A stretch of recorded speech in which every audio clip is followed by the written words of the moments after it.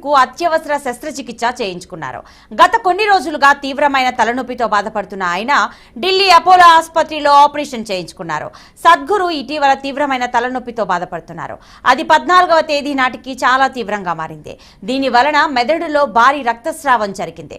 మార్చి 17న సద్గురు నాడీ సంబంధిత స్థితి స్పృహ స్థాయి క్రమంగా క్షీణించింది. వరుస వాంతుల కారణంగా తలనొప్పి తీవ్రమైంది. దీంతో డాక్టర్ వినీత్ సూరి సలహా మేరకు సద్గురు అత్యవసరంగా ఎంఆర్ఐ చేయించుకున్నారు. అపోలో ఢిల్లీకి చెందిన వైద్యుల బృందం doctor Vineet Suri, doctor Pranav Kumar, doctor Sudhir Tyagi, doctor S Chatterjee ఆధ్వర్యంలో మెదడు వాపు ప్రాణాంతకమైన ప్రమాదం నుంచి బయటపడ్డారు. ఆసుపత్రిలో అడ్మిట్ అయిన కొద్ది గంటల్లోనే అత్యవసర మెదడు శస్త్రచికిత్స చేయించారు. ఆయన మెదడు, శరీరం ముఖ్యమైన అవయవాలన్నీ మెరుగుపడుతున్నాయి.